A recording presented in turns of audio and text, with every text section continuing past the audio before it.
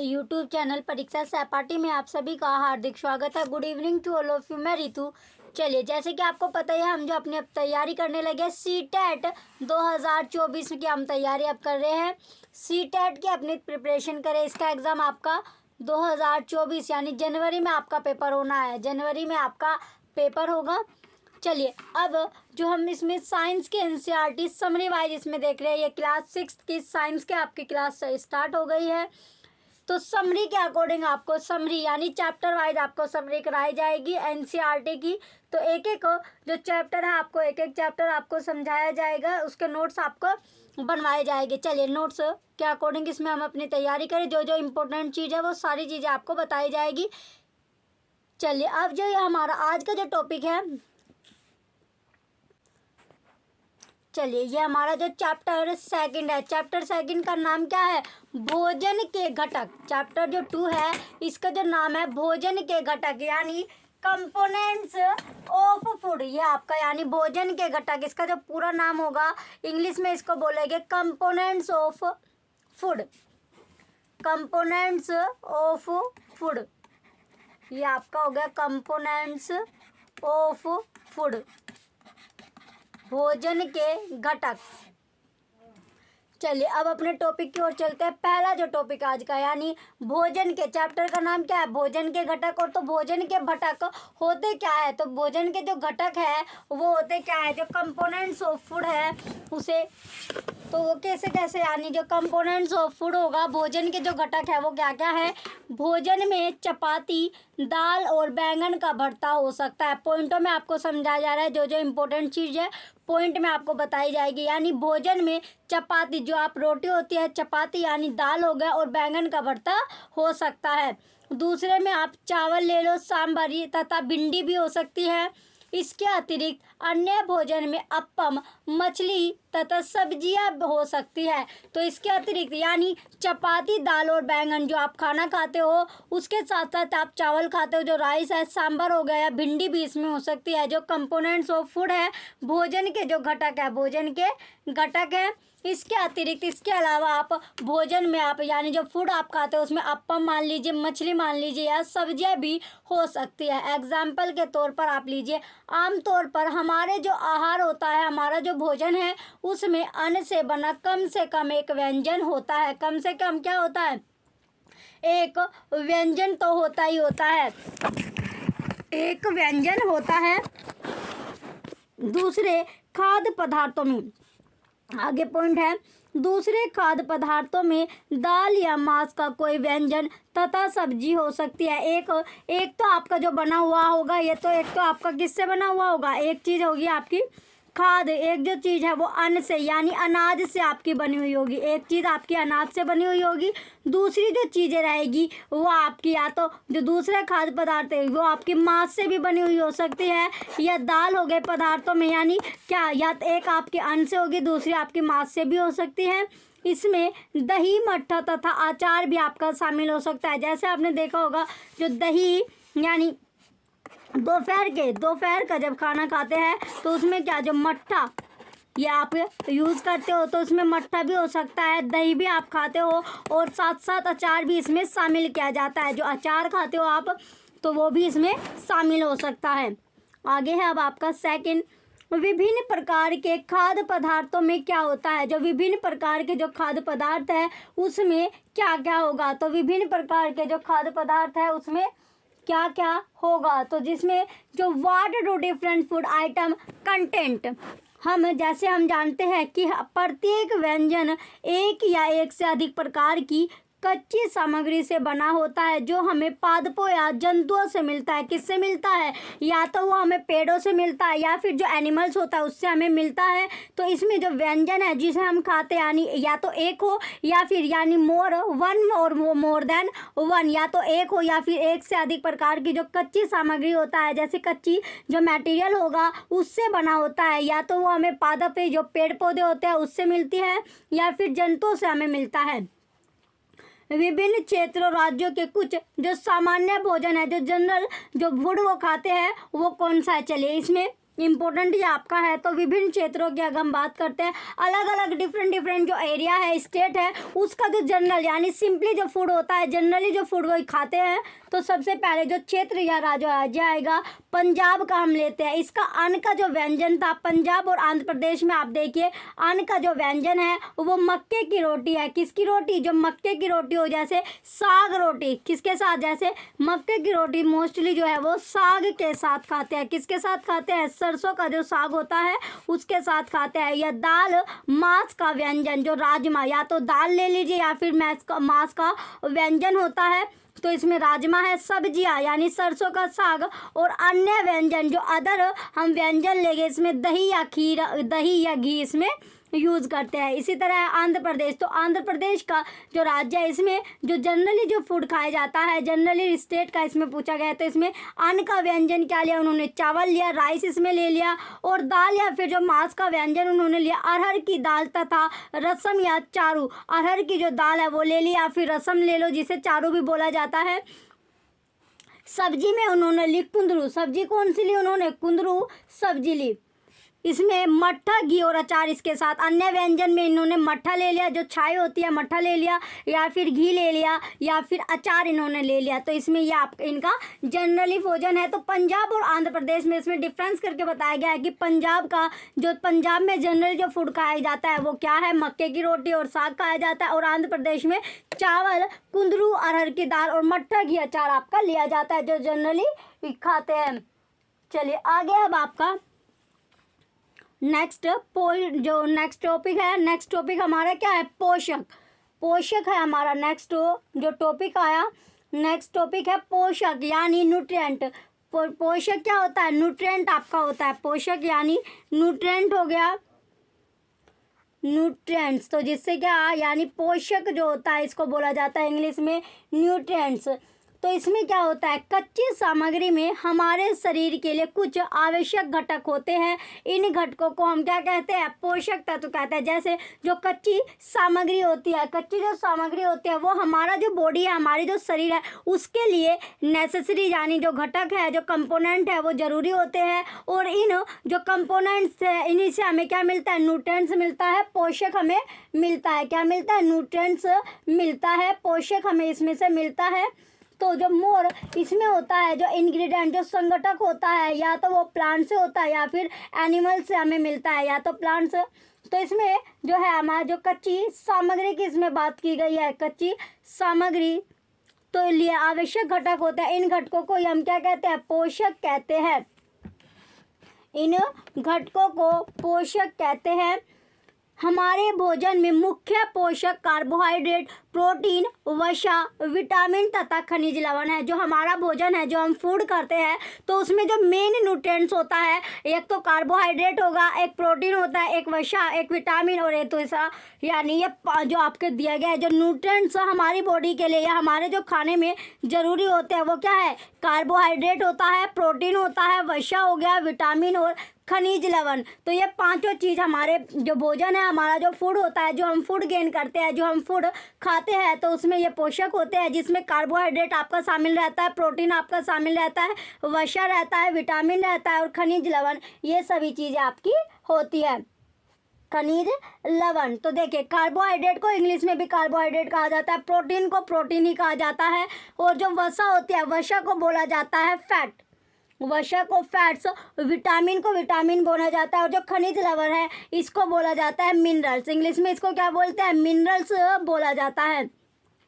आगे अब आपका नेक्स्ट पॉइंट, इसके अतिरिक्त हमारे भोजन में रुक्षांश तथा जल भी शामिल होता है जिनकी हमारे शरीर को आवश्यकता होती है। तो इसके अतिरिक्त क्या होता है? जो हमारी बॉडी है, जो हमारा जो भोजन है, यानी जिस भोजन को, जिस फूड को हम खाते हैं उसमें रुक्षांश भी शामिल होता है तथा जल भी शामिल है। रुक्षांश भी शामिल होता है और जल भी इसमें शामिल होता है। तो हमारे जो बॉडी है, हमारे बॉडी को किसकी यानी जो शरीर हमारा है उसको जल भी इसमें शामिल होता है, उसकी आवश्यकता रहती है। तो इन सभी की चीज़ क्या होते हैं? जो हमारी बॉडी होती है उसको नीड रहती है, आवश्यकता उसको पड़ती है, आवश्यकता रहती है। चलिए अब नेक्स्ट नोट में आपको दिया गया, नोट क्या है?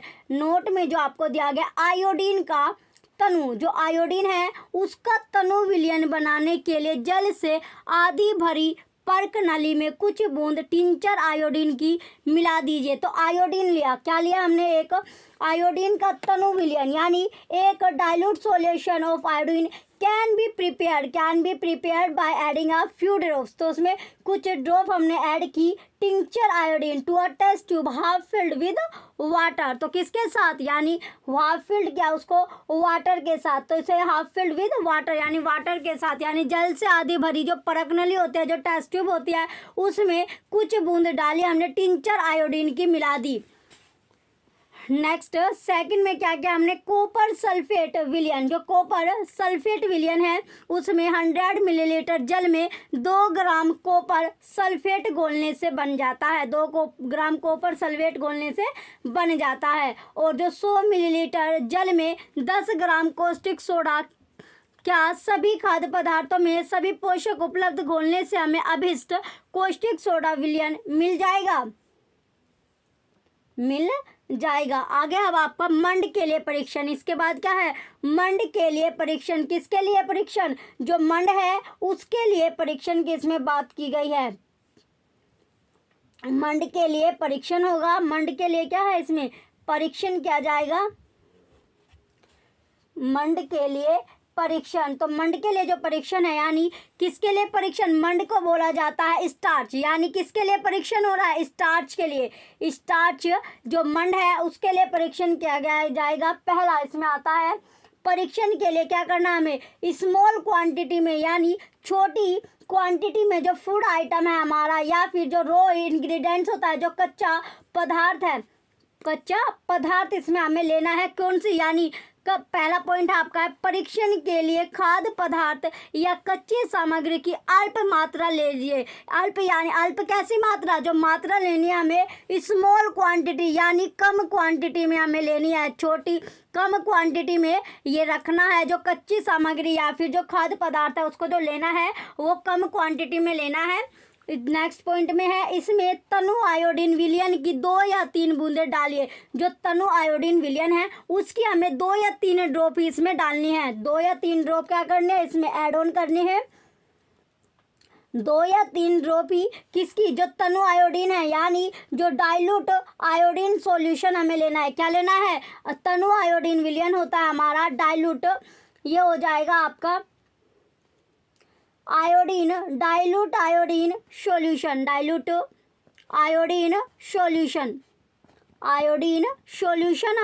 की 2 या 3 बूंदें ही डालनी हैं। थर्ड पॉइंट में है आगे, नेक्स्ट पॉइंट में खाद्य पदार्थ के रंग में होने वाले परिवर्तन को देखें। इसके बाद जैसे हमने जो डाइल्यूट आयोडीन सॉल्यूशन है उसमें 2 या 3 बूंदें डाली, किसमें, जो कच्चा मटेरियल हमने लिया है, जो कच्ची सामग्री ली है, तो उसके बाद जो खाद्य पदार्थ है, जो हमारा पदार्थ था उसमें जो रंग होता है, जो कलर होता है, उस कलर होने का जो परिवर्तन है उसको हमें देखना है। यानी कलर चेंज हुआ है तो कलर का जो चेंजिंग है यानी जो परिवर्तन हुआ है उसको देखना है। यह है नीला या काला रंग मंड की उपस्थिति दर्शाता है। जो ये कलर आएगा यानी जो कलर या जो चेंज आया, तो चेंज कैसा, या तो वो ब्लू कलर का हो या फिर ब्लैक होना चाहिए, या तो वो नीला हो या फिर काला। तो वो क्या से दर्शाता है, वो शो करता है, वो रिप्रेजेंट करता है मंड यानी स्टार्च की उपस्थिति को। किसकी, मंड होता है स्टार्च, तो वो स्टार्च की जो प्रेजेंस को रिप्रेजेंट करेगा। जो स्टार्च है, जो स्टार्च होता है या फिर मंड होता है, उसकी जो उपस्थिति है, उसकी जो रिप्रेजेंट है यानी वो प्रेजेंट है, उसको रिप्रेजेंट करेगा। अगर जो कलर नीला या काला आएगा, अगर नीला काला कलर ही इसको क्या करेगा, स्टार्च को रिप्रेजेंट करता है। इम्पोर्टेंट ये जो लाइन है आपकी इम्पोर्टेंट है।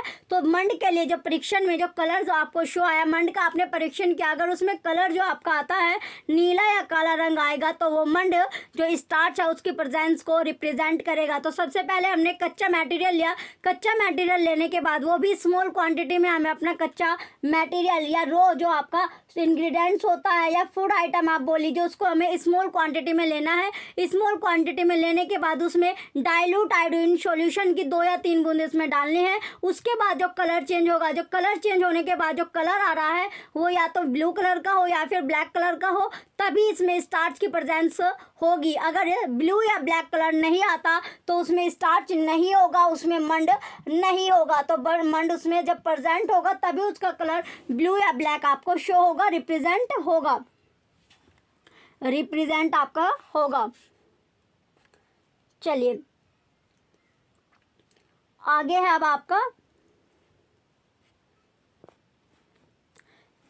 नेक्स्ट। अब चलिए पहले हमें जो मंड के लिए परीक्षण किया था उसकी फिगर देखते हैं।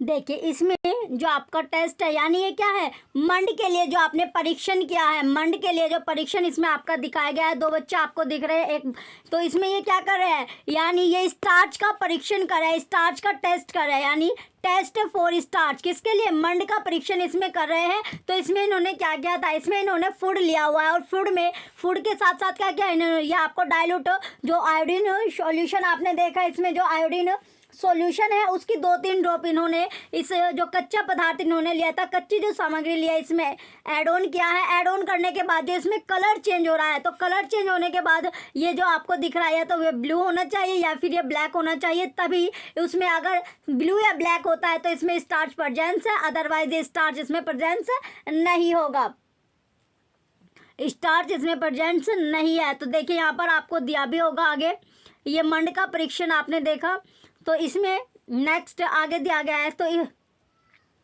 तो इसे जो परीक्षण आपने देखा, जो टेस्ट आपने देखा, इसे अन्य जो खाद्य पदार्थ है उसके साथ भी आप रिपीट कर सकते हैं, दोहरा सकते हैं और इसकी जांच कर सकते हैं कि किस में मंड है, किस में स्टार्च है और किस में नहीं। चलिए नेक्स्ट पॉइंट की ओर बढ़ते हैं अब अपने। चलिए नेक्स्ट पॉइंट है अब हमारा प्रोटीन के लिए परीक्षण। किसके लिए, अब हम जो परीक्षण देखेंगे, यानी ये जो परीक्षण होगा, अब आपका जो परीक्षण है यानी जो टेस्ट होगा वो किसके लिए है, प्रोटीन के लिए। तो टेस्ट फॉर प्रोटीन, प्रोटीन का परीक्षण करेंगे। तो प्रोटीन का परीक्षण कैसे होगा, प्रोटीन का जो टेस्ट है वो किस तरह होगा, पहले हमें क्या करना है, प्रोटीन के परीक्षण के लिए किसी खाद्य पदार्थ की थोड़ी सी मात्रा लेनी है। ये भी हमें क्या, यानी जो प्रोटीन का परीक्षण करेंगे तो कोई भी हमने खाद्य पदार्थ ले लिया, कोई भी क्या ले लिया, फूड आइटम अगर हमने ले लिया, फूड आइटम लेना हमें स्मॉल क्वांटिटी में, तो ये भी हमें थोड़ी क्वांटिटी में लेना है, स्मॉल क्वांटिटी में लेना है। जैसे हमने जब स्टार्च का टेस्ट किया था, स्टार्च के टेस्ट में हमने स्मॉल क्वांटिटी में जो कच्ची सामग्री ली थी, उसी तरह हमें इसमें प्रोटीन अगर हमें चेक करना है, टेस्ट कर रहा है हम प्रोटीन के लिए, तो प्रोटीन के लिए भी हमें थोड़ा सा यानी फूड क्वांटिटी रखनी है, खाद्य पदार्थ लेना होगा। दूसरे पॉइंट है, जिस खाद्य पदार्थ का परीक्षण करना है यदि वह क्या है, ठोस, अगर वो ठोस है, अगर वो क्या है, सॉलिड है, ठोस यानी सॉलिड है, अगर वो सॉलिड होगा तो क्या करना है, पहले उसका पेस्ट अथवा चूर्ण बनाने की आवश्यकता है। तो अगर हमने जो पदार्थ लिया है, जो खाद्य पदार्थ हमने लिया है, जो मटेरियल या फूड आइटम हमने लिया है टेस्ट करने के लिए, अगर वो सॉलिड फॉर्म में, अगर वो क्या है, सॉलिड है, तो हमें पहले उसका पेस्ट बनाना है, यानी पहले उसको पीस ले, पहले उसका पेस्ट बना लो या फिर उसका चूर्ण बनाने की हमें आवश्यकता होगी, ये नीड है। आगे है, खाद्य पदार्थ की थोड़ी मात्रा को, थोड़ी यानी जो खाद्य पदार्थ है, फूड आइटम है, उसकी थोड़ी सी क्वांटिटी को पीस कर या मसल कर, पीस लो या फिर उसे मसल लो, उसके चूर्ण को एक साफ परख नली, जो परख नली, जो टेस्ट ट्यूब, जब आप क्या रिएक्शन करते हो, रिएक्शन यानी जब आप लैब में जाते हो तो एक टेस्ट ट्यूब आपकी होती है, छोटी छोटी सी टेस्ट ट्यूब होती है जिसमें आप केमिकल डालते हो, तो वही परख नली का मतलब होता है, टेस्ट ट्यूब की इसमें बात की गई है। तो परख नली में डाल दे, किस में डालना है, टेस्ट ट्यूब में आपको डालना है, परख नली में वो डालना है। परख नली यानी टेस्ट ट्यूब में डालने के बाद 10 बूंद जल डालकर, उसके बाद क्या करना, हमें 10 बूंद यानी 10 ड्रॉप हमें वाटर की डालनी है, उसे अच्छी तरह हिलाए। उसके बाद क्या करना है, उसे हिला डालने के बाद यानी जब हम वाटर उसमें ऐड कर देंगे, वाटर ऐड करने के बाद जो टेस्ट ट्यूब है उसको हल्का हल्का सा हम क्या करेंगे, हिलाएंगे, यानी हल्का हल्का सा उसे हमें हिलाना है, सेक करना है, तो जिससे दोनों जो है हमारा क्या मिल जाए, जो हमने पदार्थ लिया है, जो फूड आइटम लिया है और जो 10 ड्रॉप्स हमने उसमें ऐड की है, उसमें ऐड की है, तो उसे वो ऐड ऑन हो जाए, यानी वो एक दूसरे या क्या कर जाए, वो घुल जाए, क्या हो जाए, थोड़ा सा उसे सेक करना है, हल्का सा हिलाना है, हल्के से हिलाना है, यानी उसको सेक होने के बाद क्या करना है उसे, अब ड्रॉपर, जो ड्रॉपर होता है, ड्रॉपर की सहायता से परख नली में 2 बूंद कॉपर सल्फेट का विलयन तथा 10 बूंद कॉस्टिक सोडा का विलयन डालना है। तो अब जो ड्रॉपर होता है, जैसे आपने देखा होगा छोटे छोटे बच्चों को क्या करते हैं, ड्रॉपर, जो ड्रॉपर होती है, ड्रॉपर से दवाई दी जाती है, जो लिक्विड में जो दवाई आती है ड्रॉपर की हेल्प से छोटे बच्चों को ड्रॉपर की हेल्प से ही दवाई दी जाती है। तो उसी तरह का ड्रॉपर होता है, जिससे तो उस ड्रॉपर की सहायता से हमें जो परख नली है, जो टेस्ट ट्यूब होती है, उसमें 2 बूंद क्या डालना है, कॉपर सल्फेट का ऐड करना है। तो 2 बूंद कॉपर सल्फेट डालनी है, 2 बूंद क्या डालने हैं, जो कॉपर सल्फेट है उसको ऐड ऑन करना है 2, और 10 बूंद जो है वो कास्टिक सोडा जो होता है उसके ऐड करनी है। तो कास्टिक सोडे की 10 बूंद लेनी है और 2 बूंद कॉपर सल्फेट की ऐड करनी है। किसके हेल्प से, ड्रॉपर के हेल्प से। आगे है, अच्छी तरह हिलाकर कुछ बिना मिनट के लिए परख नली को रख दिए। तो उसे अच्छी तरह जब हमने सेक कर लिया, यानी अच्छी तरह जब उसे हमने हिला लिया, जो टेस्ट ट्यूब थी उसको हिलाने के बाद, उसको सेक करने के बाद उसे कुछ मिनट के लिए आपको ऐसे जो टेस्ट ट्यूब आपने ली थी, जो परख नली आपने ली थी, उसको रख देना है। पहले उसको हिलाना है, जब वो अच्छी तरह से सेक हो जाए तो मिलने के बाद, यानी जब वो घुल से जाए, हिलाकर जब उसे आप सेक कर लो थोड़ा सा अच्छी तरह से, जब उसे सेक करने के बाद आपको जो टेस्ट ट्यूब है उसे रख देना है। तो रख कुछ मिनटों के लिए, आपको कुछ टाइम के लिए, यानी कुछ मिनट के लिए आपको उसे रख देना है। फिर जो उसका टेस्ट ट्यूब का यानी बैंगनी रंग खाद्य पदार्थ में प्रोटीन की उपस्थिति, अगर जो उसका कलर है वो बैंगनी रंग का हो गया, उसका जो कलर है वो कैसा हो गया, बैंगनी रंग का कलर जो है बैंगनी यानी वॉयलेट, कैसा रंग हो जाए, अगर वो वॉयलेट कलर प्रेजेंट करता है जो खाद्य पदार्थ में, तो बैंगनी रंग खाद्य पदार्थ में किसकी, यानी जो प्रोटीन है उसकी प्रेजेंस को रिप्रेजेंट करेगा। तो अगर वो उसका जो कलर हुआ, जो आपने अभी जो सॉल्यूशन आपने, तो इसमें क्या था, जो आपने सेक किया, जो टेस्ट ट्यूब का अगर वो कलर है वो वॉयलेट कलर का या फिर बैंगनी रंग का आपको दिखता है, तो उसमें प्रोटीन जो है वो प्रेजेंस होगा। प्रोटीन क्या आपके मतलब प्रोटीन जो है उसमें उपस्थित है, प्रोटीन उसमें प्रेजेंस है, वो रिप्रेजेंट कर रहा है, बैंगनी कलर प्रोटीन को रिप्रेजेंट करेगा। अब आप इस परीक्षण को किसी दूसरे खाद्य पदार्थ के साथ भी दोहरा सकते हैं। जो परीक्षण आपने प्रोटीन के लिए यहाँ पर किया, तो वही प्रोटीन आप जो दूसरा फूड आइटम लेने, जो आपने फूड आइटम लिया है, तो दूसरा फूड आइटम लेकर भी आप उसमें उसे रिपीट कर सकते हो। जो प्रोसेस आपने देखा कि किस तरह क्या क्या इसमें, तो इसमें प्रोटीन प्रेजेंस है या नहीं, या आप चेक कर सकते हो, प्रेजेंस जो है इसमें चेक कर सकते हो। चलिए, अब जो हमारा है टेस्ट, जो प्रोटीन के लिए हमने टेस्ट किया उसे का फिगर देखते हैं। तो उसके फिगर चेक करते हैं। चलिए देखिए, यहाँ पर जो ये लड़का है इसमें क्या है, एक बोतल आपको दिख रही होगी, एक बोतल तो ये कॉपर सल्फेट लिया है और एक बोतल में कॉस्टिक सोडा है, और इसे क्या बोलते हैं, ये जो आप दिख रहे हो ये क्या है, ड्रॉपर है। इसी को क्या बोलते हैं, ड्रॉपर बोलते हैं, ड्रॉपर हो गया। और जो ये आप देख रहे हो ये क्या है, ये टेस्ट ट्यूब आपकी है, जिसे हिंदी में बोला जाता है परख नली। ये टेस्ट ट्यूब होती है, ये आपने जो अब आप लैब में आप जाओगे, तब आप जब तो इसमें लैब में जाते हैं तब इसमें आपको टेस्ट ट्यूब दिखेगी, जिसे आप बोलते हो परख नली। ये क्या हो जाएगी, परख नली, परख नली। तो टेस्ट ट्यूब को परख नली बोला जाता है। दो ड्रॉपर आप इसमें देख रहे हो, एक ड्रॉपर आपका नीचे रखा हुआ है और दूसरा ड्रॉपर ये हाथ में अपने पकड़े हुआ है। तो ये क्या होता है, ये आपका ड्रॉपर है, इसी को ड्रॉपर बोला जाता है, इसी को ड्रॉपर बोलते हैं। तो इसने कॉस्टिक सोडा और कॉपर सल्फेट दोनों इसमें ऐड किया है। कॉस्टिक सोडा भी इसने ऐड किया है, कॉस्टिक सोडा और जो है कॉपर सल्फेट दोनों इसने इसमें ऐड कर दिया। फिर इसको सेक करने के बाद जो इसमें आपको ये टेस्ट ट्यूब का जो कलर, अगर आपको वॉयलेट कलर दिखेगा यानी बैंगनी रंग का दिखेगा, तो इसमें जो आप प्रोटीन है वो प्रेजेंस है। प्रोटीन क्या होगी, इसमें प्रेजेंस है, वो रिप्रेजेंट करेगा वॉयलेट कलर कि इसमें प्रोटीन है। चलिए अब नेक्स्ट क्वेश्चन की ओर चलते हैं। नेक्स्ट जो हमारा टॉपिक है, अपने टॉपिक की ओर बढ़ते हैं।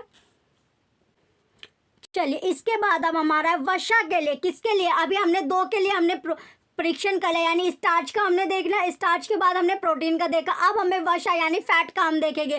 तो फैट के लिए टेस्ट करेंगे, यानी फैट का। तो टेस्ट फॉर फैट किसके लिए परीक्षण होगा, फैट का परीक्षण होगा, टेस्ट फॉर फैट। तो इसमें फैट का परीक्षण हम करेंगे। अब चलिए, सबसे पहले जो होगा इसमें फैट का जब हम परीक्षण करेंगे, वसा के लिए जो परीक्षण होगा, खाद्य पदार्थ की अल्प मात्रा लीजिए। खाद्य जो हमने मटेरियल लिया, जो हमने फूड आइटम लिया, उसे भी स्मॉल क्वांटिटी में हमें लेना है। इसे एक कागज के टुकड़े में लपेट कर कूटिए। इसे क्या करना है आपको, जैसे एक कागज आपने लिया, तो कागज में इसे टुकड़ा जो आपने लिया, जो भी फूड आइटम आपने लिया, फूड आइटम को टुकड़े का जो कागज है, कागज में टुकड़े में लपेट कर आपको करना है। तो कागज का जो टुकड़ा आपने लिया उसी में लपेट कर कूटना है, उसी में लपेट कर क्या करना है, कूटना है। ध्यान रखें कागज फट ना जाए। आपको ये भी ध्यान रखना है कि जो कागज है वो फटना भी नहीं चाहिए और वो लपेट कर आपको कूटना भी है। तो कागज जो है इस तरह आपको रखना है, जो आइटम आपने रखा है, कि कागज भी फट ना जाए और वो कूट भी जाए, यानी वो पिस भी जाए जो आपने फूड आइटम लिया है। अब कागज को सीधा कीजिए। अब आपको क्या करना है, जो कागज है, जो आपने पेपर लिया है, उसको आपको सीधा करना है। सीधा करने के बाद और ध्यानपूर्वक उस कागज को देखना है कि इस पर तेल के धब्बे हैं। तो उस पर क्या, जो कागज है उस पर तेल के धब्बे आए हैं। कागज को किसी प्रकाश के सामने लाइए। फिर क्या करना है आपको, जो कागज आपने लिया था, जो पेपर आपने लिया है, उसे प्रकाश के सामने यानी लाइट के सामने आपको लाना है। तो लाइट के सामने आते ही क्या आपको इस धब्बे से होकर आने वाला धुंधला प्रकाश दिखाई देता है। फिर आपको देखना है कि इस जो आपने कागज लिया है, यानी जो लाइट में आप कागज लाए हो, तो उस कागज पर आपको जो धब्बे दिख रहे हैं, जो तेल के, जो ऑयल के यानी जो धब्बे हैं, वो आपको धुंधला जो प्रकाश है वो उससे दिखाई दे रहा है, यानी आने वाला जो धुंधला जो प्रकाश है वो आपको दिख रहा है, धुंधला प्रकाश। आगे है, कागज पर तेल का धब्बा खाद्य पदार्थ में वसा की उपस्थिति दर्शाता है। जो कागज पर जो आपने धब्बा, कागज पर किसके, जो ऑयल है, जो तेल है, उसके जो धब्बा है वो आपने देखा होगा, तो वो क्या करता है, जो वो खाद्य पदार्थ में किसकी, यानी वसा यानी फैट की प्रेजेंस को रिप्रेजेंट करेगा। तो उसमें क्या है, फैट है, तो वही इसमें जो रिप्रेजेंट करता है कि इसमें फैट है। इस तो जो तेल का धब्बा है वो किसकी रिप्रेजेंट को, यानी फैट की रिप्रेजेंट को करेगा। चलिए आगे है नेक्स्ट टॉपिक। अब हमारा एग्जाम्पल, आगे क्या आता है, एग्जाम्पल आता है। एग्जाम्पल के तौर पर आप ले लीजिए, खाद्य पदार्थ में कभी कभी जल की भी कुछ मात्रा हो सकती है। जो खाद्य पदार्थ होता है, जो फूड आइटम है, तो उसमें कभी कभी होता है कि जल की भी कुछ क्वांटिटी होती है।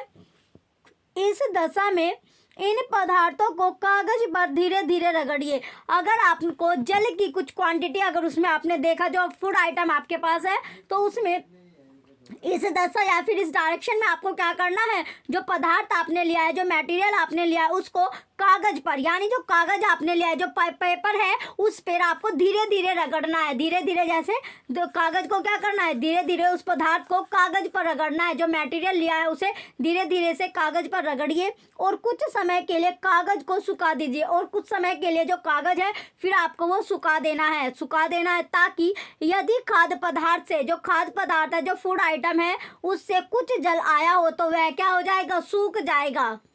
इसके बाद यदि कागज पर तेल का कोई धब्बा ना रहे तो यह पता चलता है कि खाद्य पदार्थ में वसा उपस्थित नहीं है। अगर आपको तब भी आपको तेल के अगर दाग आपको दिखते हैं, तेल के धब्बे अगर कागज पर रहते हैं सुखाने के बाद भी, तो उसमें फैट होगा। अगर अदरवाइज अगर उस पर जो तेल के धब्बे आपने नहीं देखे, तेल के धब्बे नहीं दिखे सूखने के बाद, तो उसमें फैट प्रेजेंस नहीं है।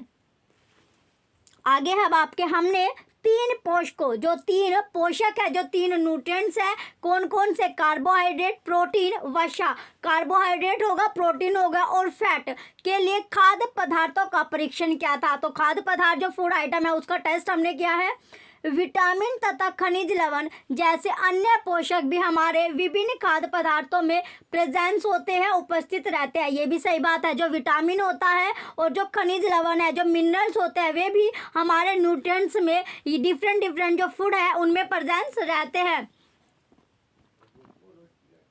आगे है अगला टॉपिक जो हमारा है, विभिन्न पोषक हमारे शरीर के लिए क्या करते हैं। जो विभिन्न जो न्यूट्रिएंट्स है वो हमारी बॉडी के लिए क्या करते हैं, तो हमारे जो शरीर है, हमारी जो बॉडी है, उसके लिए वो क्या करेंगे। पहला आता है इसमें वसा और कार्बोहाइड्रेट युक्त। तो वसा और जो वसा है यानी जो फैट है और जो कार्बोहाइड्रेट है उसकी इसमें बात करते हैं। तो वसा और कार्बोहाइड्रेट की, किसकी, वसा और कार्बोहाइड्रेट। तो इसमें कार्बोहाइड्रेट मुख्य रूप से हमारे शरीर को एनर्जी प्रदान करते हैं। जो कार्बोहाइड्रेट होते हैं वो क्या करते हैं, हमारे जो बॉडी है उसे क्या प्रदान करती है, शरीर को हमारी ऊर्जा प्रदान करती है। शरीर जो हमारा जो बॉडी है उसको एनर्जी देती है। वसा से भी ऊर्जा मिलती है, वसा जो फैट है उससे भी एनर्जी मिलती है। वास्तविकता यानी जो रियलिटी है वो ये है कि कार्बोहाइड्रेट की तुलना में वसा की समान मात्रा से हमें अधिक ऊर्जा प्राप्त होती है। तो एज कंपेयर, अगर हम कंपेयर करते हैं कार्बोहाइड्रेट और वसा, तो वसा में वसा की समान मात्रा से हमें क्या होती है, अधिक ऊर्जा। कार्बोहाइड्रेट की तुलना में जो वसा है, जो फैट है, उसकी समान मात्रा यानी इक्वल क्वांटिटी से हमें क्या मिलती है, अधिक एनर्जी प्राप्त होती है। वसा और कार्बोहाइड्रेट युक्त भोजन को ऊर्जा देने वाला भोजन भी कहते हैं। इंपॉर्टेंट है, यानी जो हमें एनर्जी देता है, जिसमें जिस भोजन में, जिस फूड में या तो फैट हो या और कार्बोहाइड्रेट दोनों उसमें शामिल होते हैं, तो वो हमें क्या देता है, ऊर्जा देने वाला वो भोजन है, वो हमें एनर्जी देता है। आगे नेक्स्ट जो टॉपिक है हमारा, नेक्स्ट टॉपिक अब हमारा है प्रोटीन। तो प्रोटीन जो है, प्रोटीन है क्या, प्रोटीन जो प्रोटीन है उसकी जो आवश्यकता है, तो प्रोटीन की इसमें बात की गई है। तो सबसे पहले जो प्रोटीन है, चलिए इससे पहले हम इसकी जो फिगर है, कार्बोहाइड्रेट और जो फैट दोनों की इसमें फिगर एक बार देख लेते हैं, कार्बोहाइड्रेट और उसकी। चलिए ये जो फिगर है, ये फिगर हमें क्या दिखा रहे हैं, यानी ये कार्बोहाइड्रेट के कुछ सोर्स है जिससे हमें कार्बोहाइड्रेट मिलते हैं। तो इसमें क्या क्या है आपका, बाजरा हो गया, चावल हो गया, चावल जो राइस होता है, जो आप चावल खाते हो, दाल चावल, कढ़ी चावल, तो इस तरह क्या ये जो राइस है ये हमें क्या देता है, कार्बोहाइड्रेट हमें देता है। बाजरा हो गया, बाजरा भी हमें कार्बोहाइड्रेट देता है। गेहूँ हो गया, शकरकंदी हो गया, आलू हो गया, गन्ना, पपीता, तरबूज, आम और मक्का, ये सभी हमें क्या देता है, कार्बोहाइड्रेट के कुछ मेन सोर्स है जो हमें कार्बोहाइड्रेट देते हैं। तो कार्बोहाइड्रेट के जो सोर्स है ये आपको पता चल गया। चलिए आगे नेक्स्ट जो फैट, तो फैट की बात करें तो फैट इसमें क्या क्या है, तो सबसे पहले देखिए जो वसा के दो यानी कुछ स्रोत है, एक आपको पौधे से मिलता है, एक आपको एनिमल से मिलता है। देखिए एक आपको पेड़ से मिलेगा, यानी जो पादप स्रोत जो होते हैं, जो पेड़ पौधे से आपको मिलता है। दूसरा जंतु स्रोत जो एनिमल से आपको मिलता है। तो पहले बात करते हैं हम, जो पादप स्रोत है जो पेड़ पौधे से हमें मिलता है, तो इसमें क्या है, सबसे पहले आएगी मूंगफली। जो फैट यानी जो वसा है, वसा किस किस से हमें मिलती है, मूंगफली से मिलती है, बादाम से मिलती है, तिल से मिलती है। ये आपको तिल हो गया, बादाम की गिरी हो गई, सूरजमुखी का जो तेल होता है, सरसों का तेल होता है, सोयाबीन का तेल और नारियल का तेल। तो 4 तरह का तेल है जिससे हमें फैट यानी जो वसा है वो मिलती है, जो वसा जो पेड़ पौधे से मिलने वाली है। तो इसमें सूरजमुखी का तेल है आपका, सरसों का तेल है, नारियल का तेल है, सोयाबीन का तेल है। इसमें जो आगे ऐड होगा, यानी इसमें गिरी हो गई, जो मूंगफली की जो मूंगफली हो गई, और जो बादाम की गिरी होती है, और तिल, ये सभी जो है ये किससे मिलते हैं, पेड़ पौधे से आपको मिलते हैं। आगे है दूसरा, यानी जो जंतु स्रोत है, जो एनिमल्स से मिलते हैं। किससे मिलते हैं, एनिमल्स जो जंतु से मिलते हैं। तो इसमें सबसे पहले आएगा घी।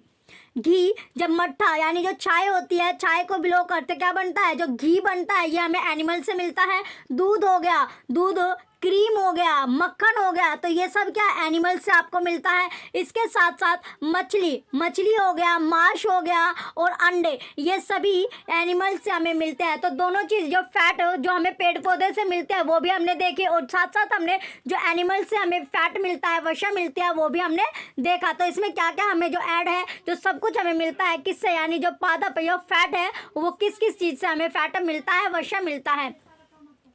चलिए आगे अब हम देखते हैं नेक्स्ट टॉपिक। चलिए अब हमारा जो नेक्स्ट टॉपिक है ये है प्रोटीन। अगला जो टॉपिक है, अगले टॉपिक में हमने क्या देखा, अगला टॉपिक हमारा है प्रोटीन।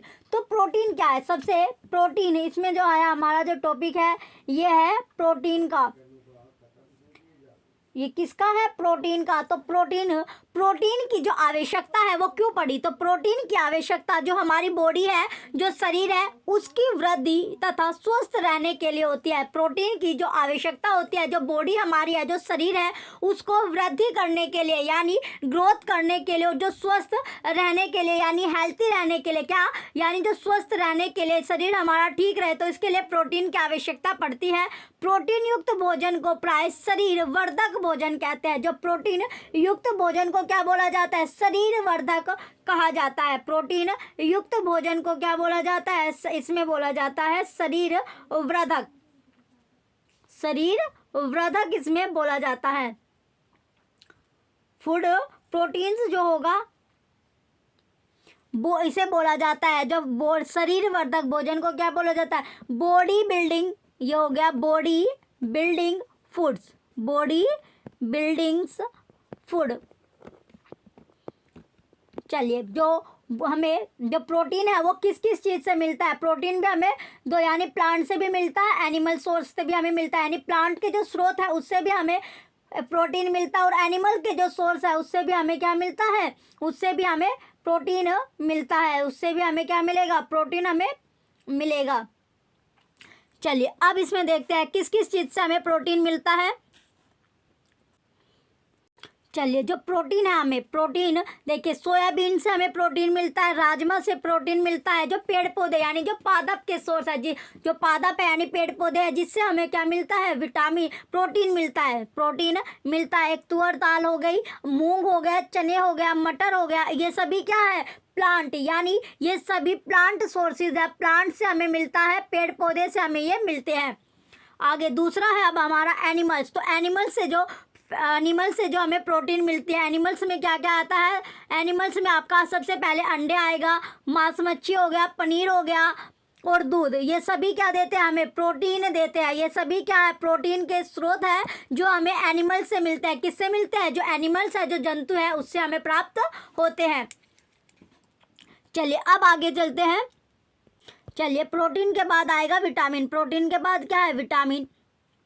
तो विटामिन जो है, इसमें सबसे पहले अब आपका आता है विटामिन। तो विटामिन रोगों से, विटामिन जो है रोगों से हमारे शरीर की रक्षा करता है, सेफ्टी करता है। जो विटामिन होता है, जो वो रोगों से हमारा जो बॉडी है, हमारी जो बॉडी है उसको रक्षा करता है, उसकी सेफ्टी करता है। विटामिन हमारी आँख, जो हमारी आइज़ है, आँख है, जो अस्थियाँ हैं या फिर जो दांत है और जो मसूड़े को स्वस्थ रखने में भी क्या करते हैं? सहायता करते हैं, हेल्प करते हैं। विटामिन कई प्रकार के होते हैं। विटामिन जो है वो कई प्रकार के होते हैं, कई तरह के होते हैं, जिन्हें अलग अलग नामों से जाना जाता है। तो विटामिन के कई नाम हैं, अलग अलग नामों से विटामिन को जाना जाता है। इनमें से कुछ को विटामिन ए, कुछ को बोला जाता है विटामिन ए, कुछ को vitamin B, vitamin C, vitamin D, vitamin E तथा विटामिन के नाम से जाना जाता है।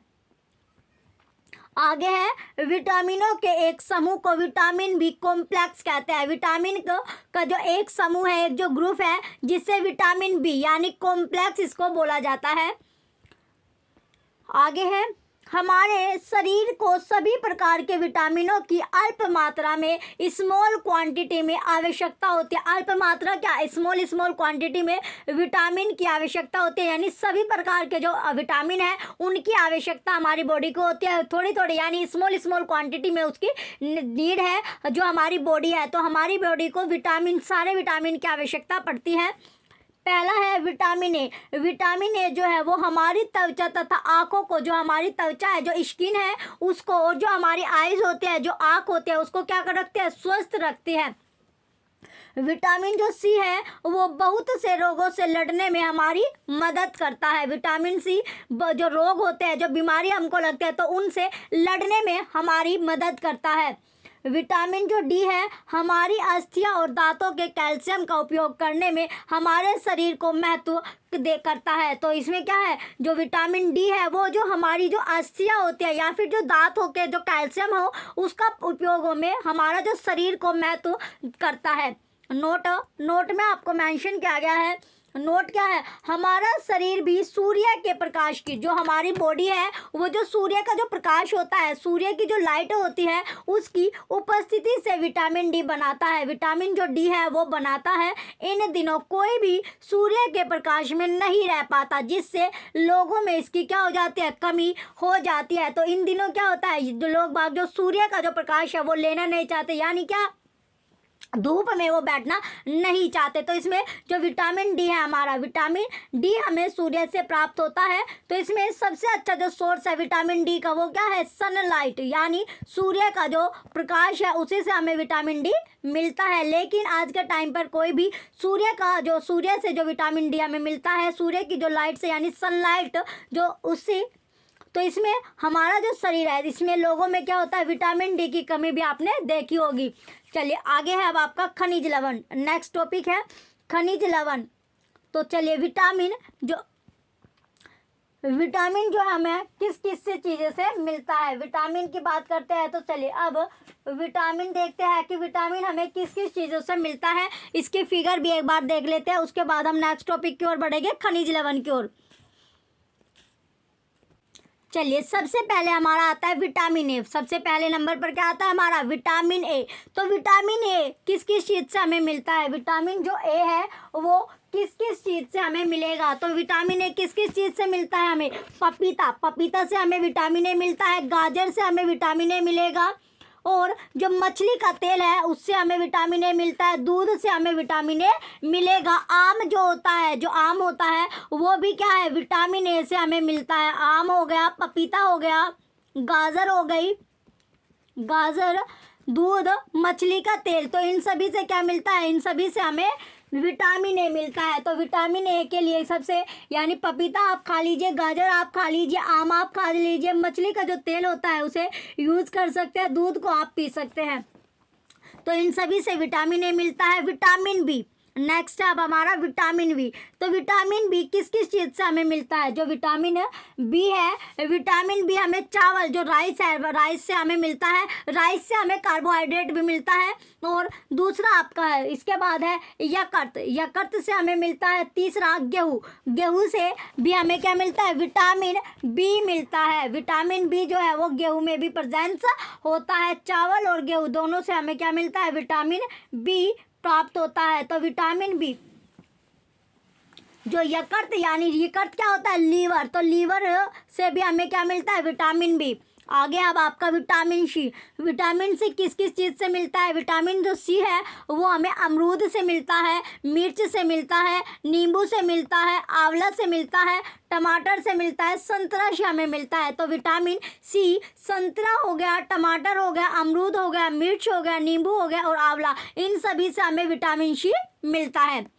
आगे है विटामिन डी। तो विटामिन डी जो है वो किस किस चीज़ से हमें प्राप्त होता है, विटामिन डी के जो मेन सोर्स है, यानी कुछ जो सोर्स है किस, तो ये मछली से मिलता है, अंडे से मिलता है, लीवर से आपको मिलेगा, मक्खन से मिलता है और दूध से आपको मिलता है। और सबसे अच्छा जो सोर्स है विटामिन डी का वो क्या है आपका, यानी जो सूर्य की जो लाइट है, यानी सनलाइट, सूर्य की लाइट, सूर्य का जो प्रकाश है उससे हमें विटामिन डी मिलती है। तो बिना कुछ खर्च किए क्या हमें विटामिन डी प्राप्त हो रही है। थोड़ी देर धूप में बैठ जाइए, विटामिन डी आपको मिल जाएगा, वो भी मॉर्निंग टाइम वाली, यानी जो सुबह का यानी जो सनराइज है वो आपको देखना होता है, सनराइज के टाइम पर आपको बैठना है, तो विटामिन डी आपको प्राप्त होगा। चलिए नेक्स्ट आगे चलते हैं अब अपने नेक्स्ट टॉपिक की ओर, मिनरल्स की ओर, खनिज लवण जो हमारा है। चलिए अगला जो टॉपिक है हमारा ये खनिज लवण है, मिनरल्स की अब हम बात करते हैं। मिनरल्स है क्या, जो मिनरल्स होते हैं यानी खनिज लवण। तो खनिज लवण हमें सबसे पहले, तो जो खनिज लवण हमें किस किस चीज़ों से मिल सकता है, खनिज लवण के जो कुछ सोर्स है वो किस किस चीज़ से, यानी खनिज लवण के सोर्स, दूध हो गया आपका, अंडा, दूध से आप ले सकते हो, अंडे से आप ले सकते हो, केला हो गया, इसमें केला होता है, पालक है, केला पालक है, तो ये सभी क्या है आपके, यानी इन सभी से आपको मिनरल्स मिलता है। अदरक हो गया, पालक हो गया, और जो मछली है, मछली हो गया आपका, तो ये सभी आपको जो सोर्स है मिनरल्स के है, खनिज लवण के सोर्स है। चलिए पहली जो टॉप लाइन है हमारी, पहला पॉइंट क्या कहता है? पहला पॉइंट है हमारे शरीर को खनिज लवणों की आवश्यकता अल्प मात्रा में होती है। जो हमारी बॉडी है उसको जो खनिज लवण यानी जो मिनरल्स की नीड होती है, मिनरल्स की जो आवश्यकता है, नीड है, वो स्मॉल क्वांटिटी में होती है। यानी हमें थोड़ी थोड़ी क्वांटिटी में हर चीज़ चाहिए। उसमें हमें प्रोटीन भी चाहिए, कार्बोहाइड्रेट भी चाहिए, वसा भी चाहिए, खनिज लवण यानी पांचों चीज़ें हमारे लिए इंपॉर्टेंट है। विटामिन भी इसमें चाहिए। तो सारी चीज़ें हमें थोड़ी थोड़ी अमाउंट में चाहिए, एक ही अमाउंट में हमें, यानी लार्ज अमाउंट में हमें कोई भी चीज़ इसमें नहीं चाहिए। यानी सारी चीज़ें की हमारी जो बॉडी है उसको नीड होती है, आवश्यकता पड़ती है। और नेक्स्ट टॉपिक है शरीर के उचित विकास तथा अच्छे स्वास्थ्य के लिए प्रत्येक खनिज लवण आवश्यक है। यानी शरीर का अगर आप अच्छे से डेवलपमेंट चाहते हो, अच्छे से विकास अगर आप चाहते हो, तो उसके लिए जो आपका स्वास्थ्य है उसके लिए प्रत्येक जो मिनरल्स है या उसकी नीड है और उसके लिए आवश्यक है। यानी अच्छे स्वास्थ्य के लिए, अच्छे डेवलपमेंट के लिए आपकी बॉडी को सारे मिनरल्स की आवश्यकता होगी। चलिए एग्जाम्पल के लिए आपको दिया गया अंडा और दूध। नेक्स्ट चलिए देखते हैं खनिज लवण हमें किस किस चीज़ से मिलता है, फिगर के साथ इसको समझते हैं। चलिए सबसे पहले आयोडीन। तो आयोडीन के कुछ सोर्स देखते हैं जिससे हमें आयोडीन प्राप्त होती है। तो आयोडीन हमें किस किस चीज़ से मिल सकती है? पालक से हमें आयोडीन मिलती है। पालक जो है वो आयोडीन हमें देता है। पालक के साथ साथ क्या है? मछली, मछली भी हमें आयोडीन देती है। इसके बाद जो है आपका मछली हो गया, पालक हो गया और अदरक। अदरक जो है ये भी क्या देती है हमें? ये भी हमें आयोडीन देती है। तो ये सारी चीज़ क्या है? इसमें मछली, पालक और अदरक आयोडीन के सोर्स है। आगे फॉस्फोरस के कुछ सोर्स देखते हैं। तो फॉस्फोरस हमें किस किस चीज़ से मिलता है? जो फॉस्फोरस है वो हमें दूध से, यानी दूध तो आपको ज़रूर पीना चाहिए। दूध हो गया, केला हो गया, केले के साथ अनाज है आपका, केला हो गया, तो केला हो गया। तो ये सभी क्या है हमारे, ये और हरी मिर्च, हरी मिर्च हो गई। ये फॉस्फोरस के कुछ सोर्स है जिससे आपको फॉस्फोरस प्राप्त होगा। आगे है लोह के, यानी जो आयरन है यानी जो लोह है उसके जो सोर्स होते हैं। लोह आपको किस किस से मिलता है? इसमें सबसे पहले आपका आता है तो इसमें सेब हो गया आपका, लीवर जो यकृत है, यकृत आपका हो गया, इनसे आपको लोह आपको मिलता है। यानी लोहा जो आयरन है वो आपको मिलता है। लोह क्या, यानी जो आयरन है वो आपको मिलता है। आगे है अब आपका कैल्शियम के कुछ सोर्स। तो कैल्शियम के जो सोर्स है वो क्या क्या है? तो इसमें दूध हो गया और अंडा। दूध और अंडा से हमें कैल्शियम की जो प्राप्ति होती है। तो कैल्शियम जो हमें मिलता है वो दूध से और अंडे से हमें मिलता है। चलिए नेक्स्ट टॉपिक है अब हमारा, चलिए नोट। आगे अब हमारा जो है नोट। नोट में क्या दिया गया आपका? इन पोषकों के अलावा, जो न्यूट्रिएंट्स के अलावा हमारे शरीर को आहारी रेशो तथा जल की भी क्या होती है? आवश्यकता होती है। जो आहारी जो रेशो होती है, आहारी जो रेशो है उसकी भी जरूरत रहती है। और जो जल है यानी जो वाटर है उसकी भी आवश्यकता होती है। तो जल की भी आवश्यकता होगी और जो आहारी रेशे है उनकी भी आवश्यकता, उनकी भी नीड होती है जो हमारी बॉडी है। तो न्यूट्रिएंट्स तो चाहिए, न्यूट्रिएंट्स तो चाहिए ही चाहिए। उसके साथ साथ जो अदर चीज़ें हैं वो भी चाहिए, जिसमें आपका वाटर होगा, जिसमें सबसे मेन क्या है आपका? वाटर है। वाटर इसमें आपको चाहिए। चलिए आगे है खाने में। जो खाना है उसमें रुक्सांस की पूर्ति मुख्यतः पादप उत्पादों से होती है। पादप यानी जो प्लांट्स से उत्पाद होते हैं, यानी प्लांट से बनी हुई जो चीज़ें हैं, प्लांट से जो पेड़ पौधे से हमें मिलती है। किससे मिलती है? जो पेड़ पौधे से हमें मिलती है। रुक्सांस के मुख्य स्रोत साबुत खाद्यान्न, दाल, आलू, ताजे फल और सब्जियां है। रुक्सांस है उसका जो मेन सोर्स होता है वो साबुत खाद्यान्न हो गया, दाल हो गया, आलू हो गया, ताजे फल और सब्जियां होती है। ताजे फल और क्या है? सब्जियां होती है। रुक्षांश हमारे शरीर को कोई पोषक प्रदान नहीं करते, फिर भी यह हमारे भोजन का आवश्यक अवयव है और इसका आयतन बढ़ा देते हैं। जो रुक्षांश होते हैं वो जो हमारे जो शरीर को कोई भी न्यूट्रिएंट्स नहीं देते हैं, तो कोई भी न्यूट्रिएंट्स रुक्षांश नहीं देते, फिर भी ये जो हमारे भोजन का जो आवश्यक जो अवयव है उसका जो आयतन होगा उसको क्या कर देते हैं? बढ़ा देते हैं। उसका जो अमाउंट है वो क्या कर देते हैं? उसके आयतन को बढ़ा देते हैं, उसके आयतन को बढ़ा देते हैं। आगे है रुक्षांश बिना पचे भोजन को बाहर निकालने में हमारे शरीर की सहायता करते हैं। जो रुक्षांश है वो क्या करता है, जो रुक्षांश है वो बिना पचे, बिना डाइजेस्ट हुए भी क्या करता है, जो हमारा भोजन है जो हमने फोड़ लिया है उसको बाहर निकालने में, यानी जो हमारी बॉडी है उससे बाहर निकालने में हमारी हेल्प करता है। कौन, जो रुक्षांश है। तो रुक्षांश इसमें हेल्प करता है। रुक्षांश जो है वो हेल्प करेगा हमारा जो, यानी वेस्टेज, जो वेस्टेज है खाना जो है उसको बाहर निकालने में, वेस्टेज को बाहर निकालने में रुक्षांश इसमें हेल्प करता है कि बिना पचे भी वो बाहर निकाल देता है। आगे है, नेक्स्ट पॉइंट है, जल भोजन में उपस्थित पोषकों को अवशोषित करने में हमारे शरीर की सहायता करता है। हमारा जो शरीर है, हमारी जो बॉडी है उसकी सहायता करता है। अपशिष्ट पदार्थों जैसे कि मूत्र तथा पसीने को शरीर से बाहर निकालने में हमारी जो, हम बाहर निकालने में क्या करता है, सहायता करता है, बाहर निकालने में सहायता करेगा। जो अपशिष्ट जो पदार्थ है, जैसे कि आपको मूत्र होगा या फिर जो पसीना, जो स्वेटिंग आपको आती है, तो वो बॉडी से बाहर निकालने में हेल्प करता है।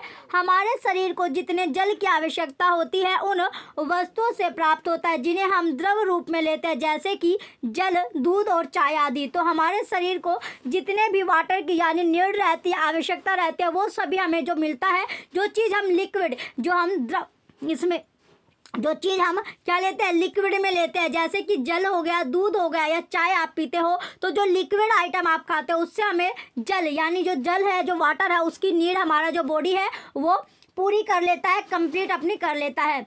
आगे है, हम जो भी भोजन पकाते हैं उसमें भी पानी का प्रयोग किया जाता है। जो भी हम खाना यानी जब हम फूड प्रिपेयर करते हैं, फूड अपना बनाते हैं, तो उसमें पानी को ऐड करते हैं। तो पानी की क्या होता है, उसमें प्रयोग किया जाता है। कोई भी आप खाना बनाते हो उसमें क्या होता है, पानी की आवश्यकता पड़ती है, पानी आप उसमें यूज़ करते हो। हमारे शरीर को जल प्रदान करता है। आगे है, एग्जाम्पल है अब आपका टमाटर, अथवा एक एग्जाम्पल लेते हैं, जैसे एक टमाटर ले लिया आपने, क्या ले लिया, टमाटर हो गया, अथवा नींबू, टमाटर हो गया और उसके साथ साथ नींबू ले लिया। टमाटर के साथ साथ क्या लिया, नींबू भी ले लिया। टमाटर अथवा नींबू जैसा कोई फल ले, टमाटर लिया, एक नींबू लिया, या तो टमाटर ले लो या फिर नींबू ले लो। इसे छोटे छोटे हिस्सों में काट ले, इसके छोटे छोटे टुकड़े आपने कर लिए।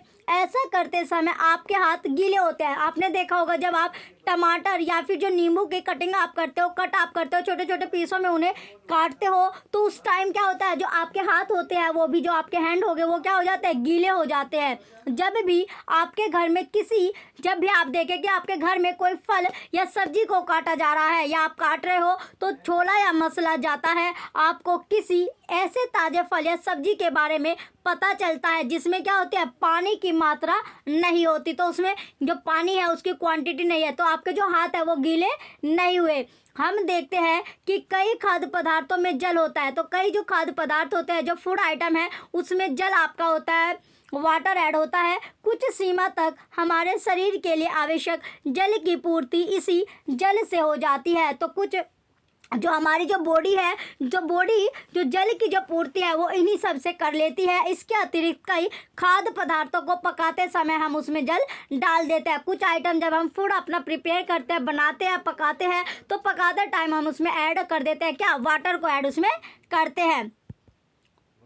चलिए नेक्स्ट, आगे अब आपका संतुलित आहार। नेक्स्ट जो पॉइंट है वो क्या है, संतुलित आहार हमारा है। कैसा आहार, जो संतुलित हो, संतुलित आहार यानी बैलेंस्ड डाइट। आगे हम अब हमारा आता है जो टॉपिक है बैलेंस्ड डाइट हो गया, बैलेंस्ड डाइट। तो बैलेंस डाइट में क्या आता है, हमारे आहार में वे सभी पोषक तत्व उचित मात्रा में होने चाहिए जिनकी हमारे शरीर को आवश्यकता है, जिनकी जो हमारी बॉडी है उसको नीड है, आवश्यकता है।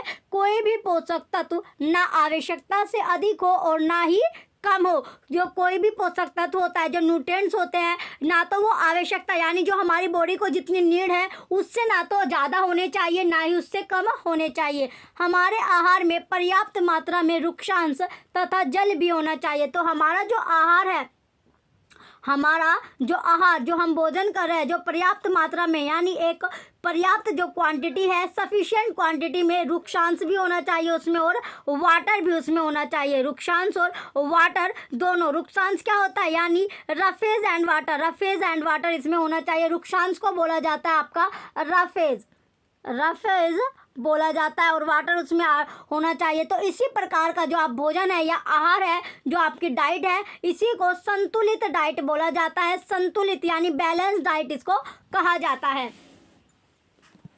एग्जाम्पल लेते हैं, जैसे एग्जाम्पल के तौर पर आप ले लो, दालें हो गई, मूंगफली हो गई, सोयाबीन हो गया। अंकुरित जो बीज होता है, जो आपने कल आपने फर्स्ट चैप्टर आपने देखा था कि भोजन जो है यह कहाँ से आता है, तो भोजन उसमें आपने देखा था जो चने थे, चने में क्या हो गया था, चना था, या फिर आपने मटर लिया था। तो चने या मटर को जब भिगो के रख देते हैं एक दिन के लिए, 24 आवर्स के मान के चलिए, आपने जिस टाइम आज उन्हें पानी में डाला, उस अगले दिन भी आपको उसी टाइम निकालना है। तो उसमें क्या होता था, उसमें अंकुरित, उसमें छोटे छोटे सफ़ेद से आपको संरचना दिखती थी। तो वो अंकुरित बीज की इसमें बात की गई है। अंकुरित बीज आप खा सकते हैं। मूंग व चना किण्वित भोजन, दक्षिण भारतीय भोजन जैसे इडली, आटे का मिश्रण, मिश्री, रोटी, थेपला, अनाज व दालों से बना, केला, पालक, सत्तू, गुड़, उपलब्ध सब्जियां तथा इसी प्रकार के अन्य भोजन कई पोषक उपलब्ध कराते हैं, कई न्यूट्रिएंट अवेलेबल कराते हैं। इसलिए कोई व्यक्ति अल्प व्यय से भी संतुलित आहार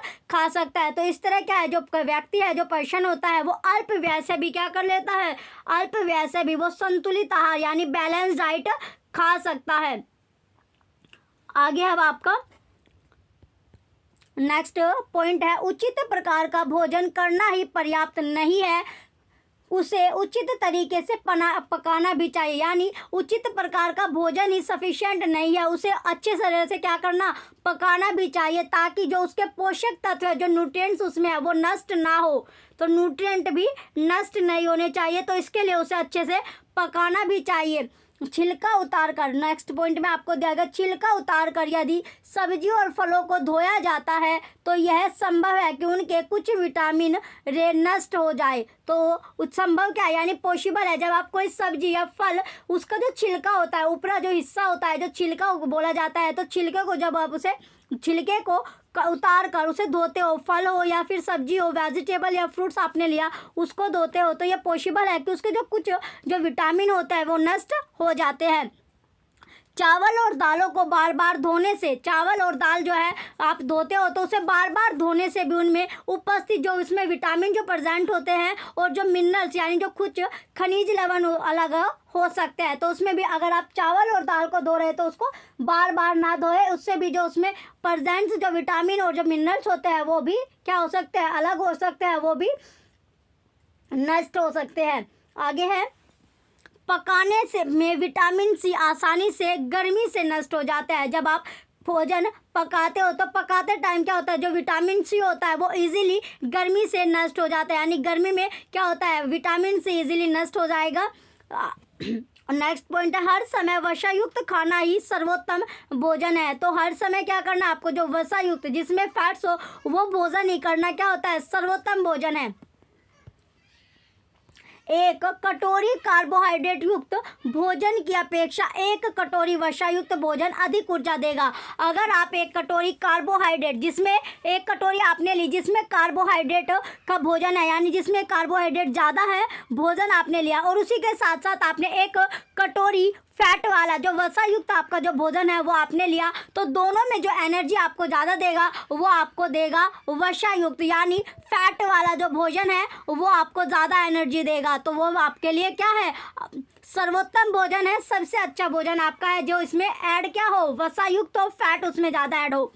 नेक्स्ट लास्ट पॉइंट है अब आपका, वसा की मात्रा अत्यधिक मोटापे का कारण बनती है। अगर वसा की आपने ज़्यादा मात्रा ले ली, वसा की जो मात्रा है वो आपने ज़्यादा रख ली, तो उससे भी जो मोटापा है वो उसका कारण बनता है। तो मोटापे का एक कारण ये भी है कि जो हम खाना ले रहे हैं, यानी जो फूड हम खा रहे हैं, जो हम खाना खाते हैं, जो हम फूड ले रहे हैं, उसमें ज़्यादा मात्रा किसकी है, वसा की, फैट की उसमें ज़्यादा मात्रा है, ज़्यादा क्वांटिटी में हम फैट ले रहे हैं, जिसकी वजह से जो हमारा वेट है वो बढ़ रहा है। आगे है अब आपका नेक्स्ट पॉइंट, अभवाज्य रोग। तो अभवाजन्य रोग जो है, कौन सा रोग, जो अभवाजन्य जो रोग है। तो अभवाजन्य रोग कैसा है, तो अभवाजन्य जो रोग है, चलिए अभावजन्य रोग की बात कर रहे हैं अब हम। अभावजन्य कैसा रोग, जिसमें डेफिशिएंसी डिजीज किसकी, यानी अभावजन्य जो रोग है, जो डेफिशिएंसी डिजीज आपका है। तो पहला पॉइंट इसका है, किसी विशेष पोषक की कमी हो जाती है। जो न्यूट्रिएंट है, जो पोषक हमारे क्या, जो पोषक तत्व यानी जो न्यूट्रिएंट्स की कमी हो जाती है, यदि यह कम लंबी अवधि तक रहता है। अगर ये कम टाइम तक, अगर ये क्या है, तो अभावजन्य या जो डेफिशिएंसी जो रोग है उसमें पोषक की यानी न्यूट्रिएंट की कमी हो जाती है सबसे पहले। और यदि ये कम लंबी अवधि तक, यानी जो इसका टाइम है, जो ड्यूरेशन है, वो कमी लंबी अवधि तक रहती है, तो वह व्यक्ति उसके अभाव से ग्रसित हो जाता है। तो क्या हो सकता है, व्यक्ति उसका जो इफेक्ट होता है उससे ग्रसित हो जाता है, उससे क्या हो गया, ग्रसित हो जाता है। वे रोग जो लंबी अवधि तक पोषकों के अभाव के कारण होते हैं उन्हें अभवाजन्य रोग कहते हैं। तो वे जो उन रोग को क्या बोला जाता है, जो रोग है जो लंबी अवधि तक न्यूट्रिएंट के अभाव के कारण होते हैं, न्यूट्रिएंट्स की कमी के कारण होते हैं, अभाव के कारण जो होते हैं, उन्हें ही डेफिशिएंसी डिजीज कहा जाता है। नेक्स्ट पॉइंट है, भोजन में पर्याप्त प्रोटीन नहीं ले रहा है तो उसे कुछ रोग हो सकते हैं। अगर आप जो भोजन आप खा रहे हो, जो आप फूड ले रहे हो, तो उसमें अगर पर्याप्त मात्रा में सफिशिएंट अमाउंट में अगर आप प्रोटीन नहीं ले रहे हैं, तब भी आपको जो बीमारी है, जो रोग हो सकते हैं। जैसे वृद्धि का अवरुद्ध होना, चेहरे पर सूजन आ जाती है, बालों के जो रंग है उसका उड़ना, त्वचा की बीमारी और पेचिश आदि। तो अगर आपने प्रोटीन जो है वो सफिशिएंट अमाउंट में आप अपने फूड में ऐड नहीं कर रहे हो, तब भी आपको बीमारी लग सकती है। तो बीमारी कैसी हो सकती है, आपको चेहरे पर आपके सूजन आ सकता है, बालों का जो आपका कलर है वो उड़ सकता है, त्वचा से यानी स्किन प्रॉब्लम आपको बीमारी हो सकती है। नेक्स्ट आगे है, प्रोटीन तथा कार्बोहाइड्रेट दोनों ही किसी व्यक्ति के आहार से एक लंबे समय तक अनुपस्थित रहे तो उसकी वृद्धि पूरी तरह से क्या हो, अवरुद्ध हो जाएगी। ऐसा व्यक्ति बहुत दुबला पतला हो जाएगा। जो व्यक्ति होगा, जो पर्सन होगा, वो कैसा दिखेगा, दुबला पतला आपको दिखेगा। दुबला पतला आपको वो जैसे एनीमिया वाले आपने देखा है, जिसे एनीमिया हो जाता है, उसका क्या, उसका भी शरीर क्या होता है, दुबला पतला आपको दिखता है। यानी उसका जो शरीर है, उसकी जो बॉडी है, वो भी दुबली पतली आपको दिखाई देती है, जिसे कुपोषण आपका बोलते हैं। जैसे कुपोषण हो गया, इसको क्या, कुपोषित है, ये कुपोषण हो गया, तो वो इस शरीर यानी एनीमिया, तो उसका जो बॉडी होती है वो भी दुबली पतली होती है। वह इतना दुर्बल हो जाएगा कि चलने में भी असमर्थ होगा। तो वह इतना दुर्बल होगा कि उसे चलने में भी कठिनाई होगी, कि वो ठीक से चल भी नहीं पाता। विभिन्न विटामिन और खनिज लवणों के अभाव से विभिन्न रोग अथवा विकृतियां हो सकती है। विभिन्न जो विटामिन है और जो मिनरल्स है उसकी अगर कमी हुई तो उससे भी आपको डिफरेंट जो रोग होते हैं, जो डिजीज़ है, वो आपको लग जाएगी। सभी अभावजन्य जो अभावजन्य यानी जो जितनी भी अभावजन्य जो रोग हैं, डेफिशिएंसी जो डिजीज है, उसकी रोकथाम के लिए संतुलित आहार लेने से की जा सकता है। तो आपको अगर आप संतुलित आहार यानी बैलेंस डाइट आप ले रहे हैं, बैलेंस जिसमें आपका सब कुछ आपका मेंशन है, सब कुछ आपका सही मात्रा में आपका चल रहा है, एक बैलेंस डाइट आप लेते हैं, तो आपको किसी भी तरह की बीमारी नहीं होगी, किसी भी तरह की आपको बीमारी नहीं होगी। चलिए नेक्स्ट आगे है अब आपका, विभिन्न क्षेत्रों के भोजन में इतनी अधिक विविधता होते हुए भी आहार में पोषक तत्वों का वितरण सामान्य है। विभिन्न जो क्षेत्र है, जो एरिया है, उसमें जो भोजन है उसमें इतनी अधिक विविधता आ गई है, इतनी अधिक क्या विविधता आ चुकी है कि जो आहार यानी जो आप फूड है, जो आहार है, उसमें भी पोषक तत्वों का वितरण सामान्य है। यह वितरण हमारे भोजन में आवश्यक पोषक तत्वों की उपस्थिति सुनिश्चित करता है। तो जो न्यूट्रिएंट्स है, ये हमारे जो भोजन है, तो भोजन में जो आवश्यक पोषक तत्वों की उपस्थिति सुनिश्चित करता है, प्रेजेंस को बताता है। चलिए आगे अब हम टेबल के माध्यम से जो हमने विटामिन देखे, तो विटामिन के इसमें खनिज देखते हैं, विटामिन कौन कौन सा विटामिन है, किससे कौन कौन सा रोग है और इसके लक्षण क्या क्या होते हैं वो देखते हैं। चलिए, ये हमारा लास्ट टॉपिक है, विटामिन और खनिज लवणों के अभाव के कारण होने वाले कुछ रोग और विकार की बात करते हैं। तो सबसे पहले जो विटामिन ए, तो इससे जो रोग है और इसके जो लक्षण है वो देखते हैं। तो विटामिन ए से क्षीणता, दृष्टिहीनता होती है, क्षीणता, दृष्टिहीनता, और लक्षण इसका होता है कमजोर दृष्टि, अंधेरे रात में कम दिखाई देना, यानी जब अंधेरी रात होती है तो उसमें कम दिखाई देता है, कभी कभी पूरी तरह से दिखाई देना भी बंद हो जाता है। फिर है आपका दूसरा विटामिन बी। तो विटामिन बी से क्या होता है, बेरी बेरी का रोग है, दुर्बल, इसका जो लक्षण है, इसके जो सिम्टम है वो है दुर्बल पेशियाँ, दुर्बल जो पेशियाँ हो जाती है और काम करने की ऊर्जा में कमी, यानी आपको काम करते हुए जो एनर्जी है होनी चाहिए वो एनर्जी आप में नहीं दिखेगी, एनर्जी की कमी पाएगी। विटामिन सी से जो रोग होता है, यानी विटामिन सी से स्कर्वी, इसमें जो लक्षण है, जो सिम्टम इसके दिखाई देंगे, मसूड़े से खून निकलना, मसूड़े से खून निकलेगा, घाव भरने में अधिक समय का लगना। तो घाव जब आपको चोट लग गई तो चोट लगने में जो आपका घाव लगा यानी उसे भरने में काफ़ी टाइम लगेगा, तो अधिक समय अगर आपको लग रहा है तो उसमें क्या है, आपका विटामिन सी की इसमें आपकी कमी। चलिए आगे है अब आपका विटामिन डी। नेक्स्ट है आपका विटामिन डी। विटामिन डी यानी रिकेट्स, इसमें जो इसका लक्षण होता है, जो सिम्टम इसमें होता है, अस्थियों का मुलायम होकर मुड़ जाना, यानी जो आपकी अस्थियां है वो सॉफ्ट हो जाएगी और सॉफ्ट होकर मुड़ जाना, यानी सॉफ्टली वो मुड़ जाती है, तो अस्थियों का मुलायम होकर मुड़ जाना। नेक्स्ट आगे है कैल्शियम।